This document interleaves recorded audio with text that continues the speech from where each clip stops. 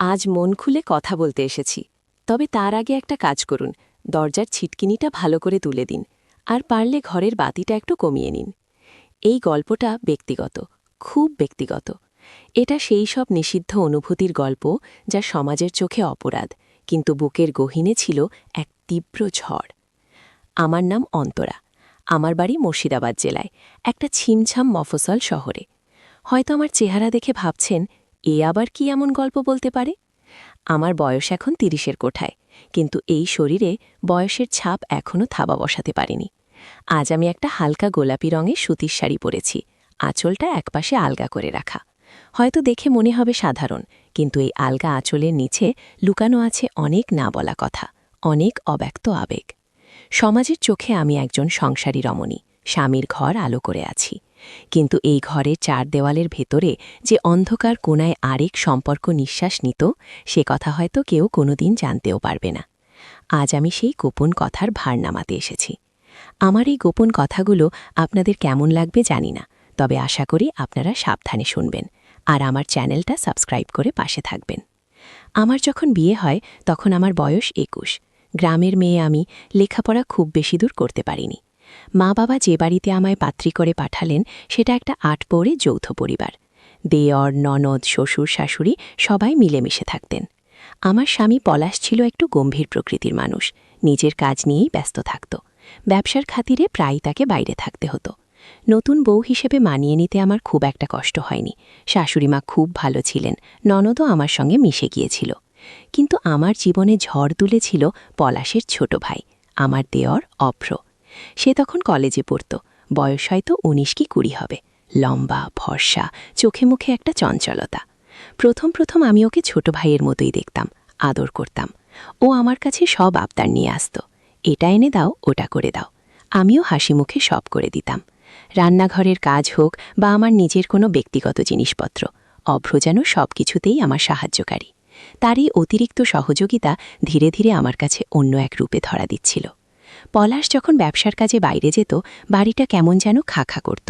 যৌথ পরিবার হলেও দিনের বেলায় সবাই যার যার কাজে ব্যস্ত থাকতেন। শাশুড়ি মা আর ননদ হয়তো পাড়ার কারো বাড়িতে গল্প করতে যেতেন, নয়তো নিজেদের কাজে ব্যস্ত থাকতেন। সেই সময়টাতেই অভ্র আমার আরও কাছে আসত।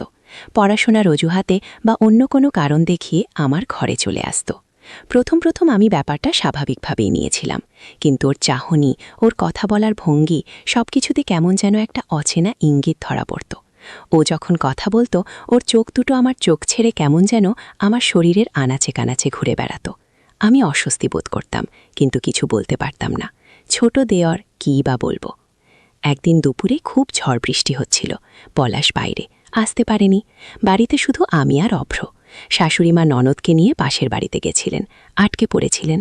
অভ্র আমার ঘরে এসে বলল, বৌদি, খুব ভয় লাগছে আমার, বিদ্যুৎ চমকাচ্ছে, যেন মনে হচ্ছে আকাশটা ভেঙে পড়ছে।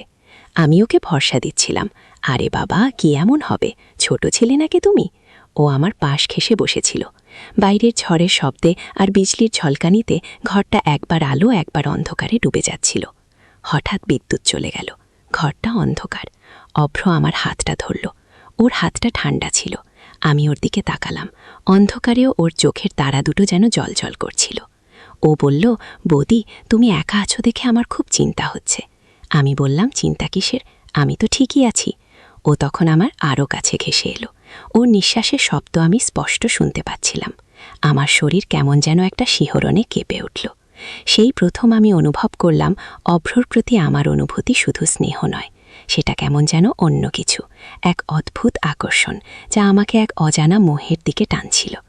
এরপর থেকে আমাদের লুকোচুরিটা যেন আরও বাড়তে থাকল। যখনই সুযোগ পেত, অভ্র আমার ঘরে আসত। আমরা ঘণ্টার পর ঘণ্টা কথা বলতাম। প্রথম দিকে কথাবার্তাগুলো সাধারণ হলেও ধীরে ধীরে তার মোড় ঘুরতে শুরু করে। ও আমার পোশাক নিয়ে মন্তব্য করত, বৌদি, তোমাকে এই শাড়িতে যা মানিয়েছে না, ঠিক যেন আমার স্বপ্নের রাজকন্যা। ওর এই ধরনের কথাগুলো আমার ভেতরে এক অদ্ভুত ভালো লাগা তৈরি করত, আবার একটা অপরাধবোধও আমাকে কুড়ে কুড়ে খেত। আমি তো বিবাহিত, কিন্তু পলাশের উদাসীনতা, ওর আমার প্রতি অনাগ্রহ আমাকে যেন অভ্রর দিকে আরও ঠেলে দিচ্ছিল। অভ্র আমাকে বুঝতে পারত, আমার না বলা কথাগুলো যেন ওর চোখের ইশারায় ধরা পড়ত। একদিন রাতে পলাশ অন্য শহরে গেছিল। সবাই ঘুমিয়ে পড়ার পর অভ্র আমার ঘরে এসে টোকা দিল। আমি দরজা খুলতেই ও ভেতরে ঢুকে পড়ল। আমি চমকে উঠলাম। ও আমার হাতটা ধরে নিজের বুকে টেনে নিল। ওর বুকের উষ্ণতা আমার শরীরকে কেমন যেন এক ঘোর লাগিয়ে দিল। আমি কিছুই বলতে পারছিলাম না। ও ফিসফিস করে বলল, বৌদি, আমি তোমাকে কতটা ভালোবাসি তুমি জানো না। ওর এই কথাগুলো আমার ভেতরটাকে যেন উলটপালট করে দিল। আমি নিজেকে সরিয়ে নিতে চাইলাম, কিন্তু পারলাম না। ওর স্পর্শে আমার শরীর যেন অবশ হয়ে গিয়েছিল। এই নিষিদ্ধ আকর্ষণ যেন আমাকে গ্রাস করে নিচ্ছিল। আমাদের এই গোপন অভিসারটা দিনের পর দিন বাড়তে থাকল।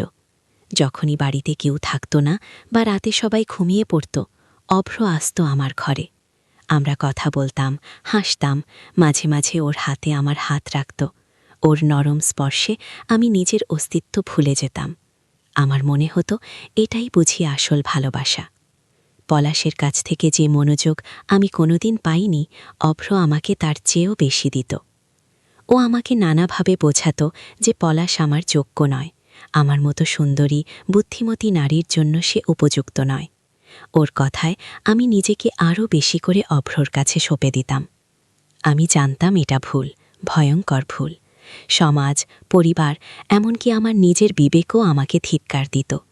কিন্তু অভ্রর চোখের গভীরতা, ওর মিষ্টি কথা, ওর ছোঁয়া, সব কিছু যেন আমাকে এক মায়াজালে জড়িয়ে রেখেছিল। সেই মায়াজাল থেকে বের হওয়ার কোনো পথ আমি খুঁজে পাচ্ছিলাম না।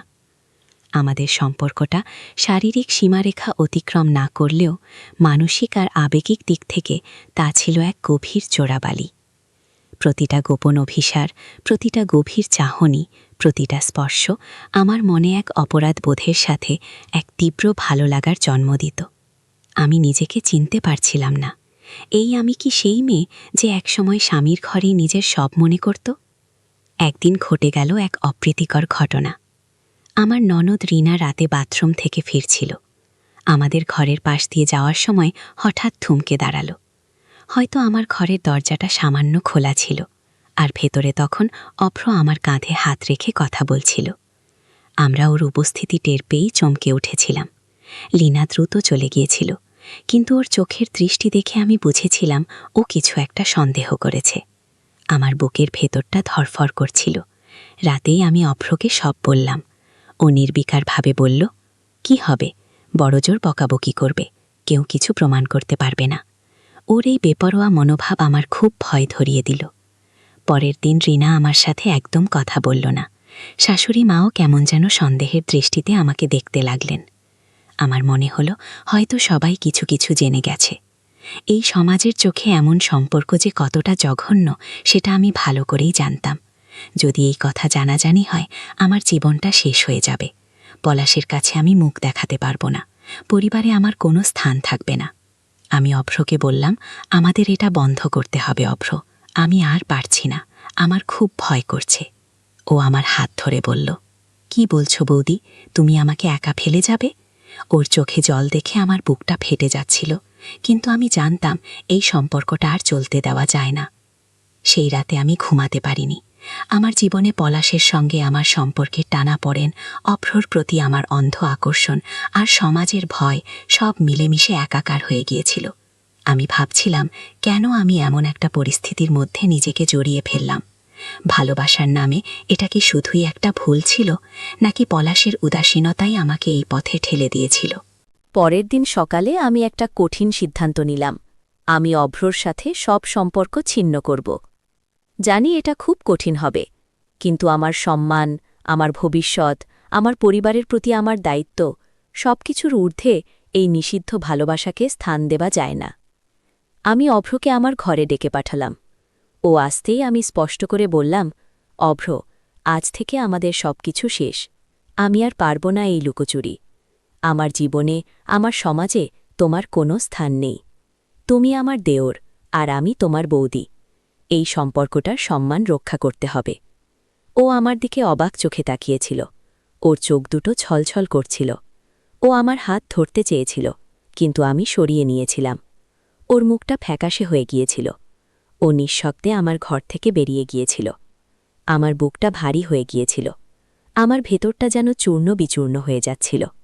আমি জানি অভ্রকে এভাবে ফিরিয়ে দেওয়াটা ওর জন্য কতটা কষ্টের ছিল, কিন্তু আমার নিজের জন্য, আমার পরিবারের জন্য এটাই ছিল একমাত্র পথ। এরপর থেকে আমি অভ্রকে যথাসম্ভব এড়িয়ে চলতাম। ও চেষ্টা করত আমার সাথে কথা বলতে, কিন্তু আমি ওকে কোনো সুযোগ দিতাম না। কিছুদিন পর অভ্র পড়াশোনার অজুহাতে শহর ছেড়ে অন্য কোথাও চলে গেল। আমি স্বস্তি পেয়েছিলাম, আবার কেমন যেন একটা শূন্যতাও আমাকে ঘিরে ধরেছিল। সময়ের সাথে সাথে ক্ষতটা শুকিয়েছিল।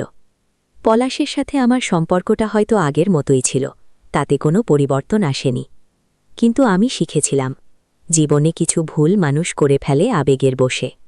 সেই ভুলগুলো শুধরে নিয়ে সঠিক পথে ফেরাটাই আসল কাজ।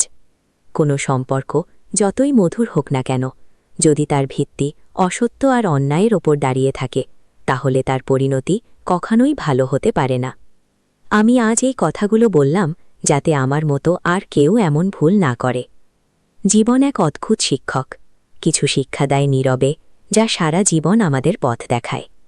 মাঝে মাঝে কিছু কঠিন সিদ্ধান্ত নিতে হয়, যা হয়তো মুহূর্তে কষ্ট দেয়, কিন্তু দীর্ঘমেয়াদে শান্তি এনে দেয়। সেই শান্তিই আজ আমার জীবনের সবচেয়ে বড় প্রাপ্তি।